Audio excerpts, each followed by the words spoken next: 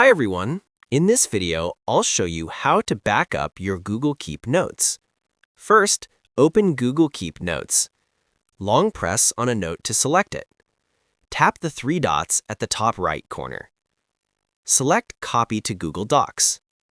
Your note has now been copied to Google Docs. Tap Open to view it in Google Docs. Tap the three dots at the top right corner again. Select Available Offline at the bottom. Now the file will be available offline as well. That's how you can back up your Google Keep Notes. If this tip helped you, don't forget to like the video and subscribe for more helpful tutorials.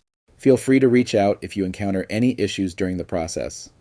If this video helps you out, please leave a like and subscribe.